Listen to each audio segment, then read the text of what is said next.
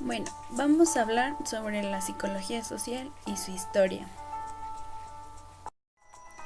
¿Qué es la psicología social? Bueno, la psicología social estudia la conducta y el funcionamiento mental de un individuo como consecuencia de su entorno social. Ahora veremos la historia de la psicología social. Empezaremos con los primeros experimentos que se dio en 1880 con Ringelmann, que nos dice sobre la realización de tareas en equipo y su influencia en la ejecución individual.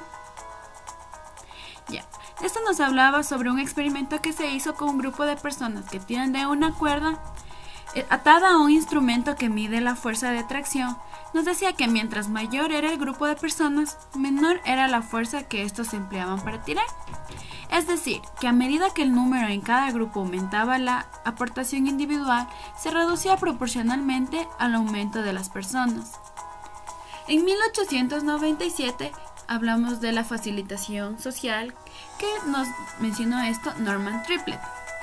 Nos dice que es la tendencia que tienen las personas a ejecutar mejor tareas simples cuando son observadas por otros, a cuando se encuentran solas. Pero también, sin embargo, hay tareas complejas que son ejecutadas a un nivel inferior en estas situaciones. Aquí nos habla sobre la influencia de la presencia de público en la ejecución de la tarea. Ahora vamos a ver los primeros manuales que se dio en 1908. Esto fue por McDougall. McDougall nació el 22 de junio de 1871 y murió en 1938. Él fue un psicólogo que escribió textos altamente influyentes y fue particularmente importante en el desarrollo de la teoría de los instintos. ¿Qué nos quería decir con la teoría de los instintos? Que toda la conducta social se desprende de tendencias innatas y de instintos. Ahora vamos con Ross. Ross nació en 1866 y murió en 1951. Él nos decía que la psicología trata de comprender y explicar las uniformidades en los pensamientos, creencias y voliciones que son consecuencia de la interacción de los seres humanos entre ellos. Es decir, las personas están fuertemente influidas por los demás, ya sea que estos se encuentran físicamente presentes o no. Ahora hablaremos sobre la medida de las actitudes que se dio en 1929 por Thurston y Shape. Nos habla sobre que hay un objetivo de medir una actitud hacia la religión. Esta escala, a diferencia de otras, se centra en el sujeto o persona y también se centra en el estímulo. Nos dice que se basa en la creación de un conjunto de enunciados sobre los cuales el entrevistado debe mostrar su nivel de acuerdo o desacuerdo.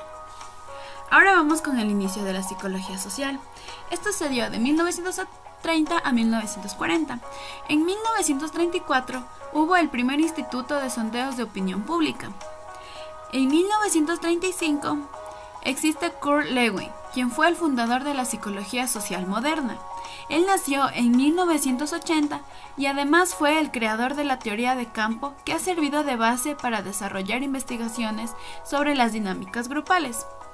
En 1936 existió la Sociedad para el Estudio Psicológico de los Temas Sociales. Ahora vamos con la etapa posterior a la Segunda Guerra Mundial de 1939. Empezamos con Asch, 1956. Nos habla sobre la conformidad y esto nos quiere decir que el comportamiento de los seres humanos ante la presión social. Esto nos dice que se demostraron significativamente el poder de la conformidad en los grupos.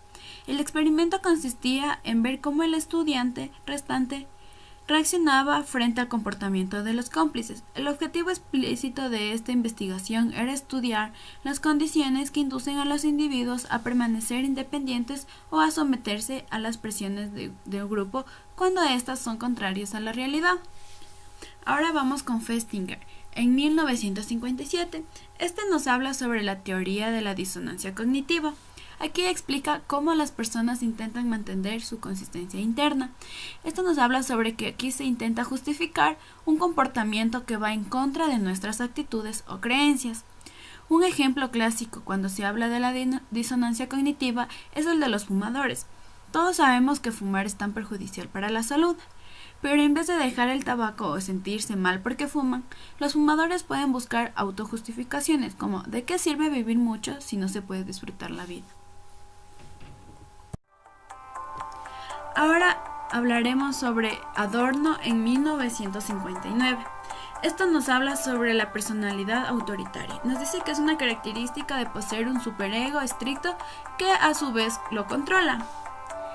Nos dice que es el conjunto de características individuales que al momento de adquirirse se adquiere durante la infancia. Este predispone a un individuo a aceptar y adoptar creencias políticas antidemocráticas. Se encuentra satisfacción en la sumisión a la autoridad, dirigiendo la agresión hacia las minorías sociales. Esta personalidad se caracteriza por la presencia de actitudes intolerantes, como en la xenofobia, el racismo, la discriminación social, entre otros. Ahora vamos con Milgram en 1965. Aquí nos habla sobre la obediencia. Nos dice que se mide la disposición de un participante para obedecer las órdenes de una autoridad.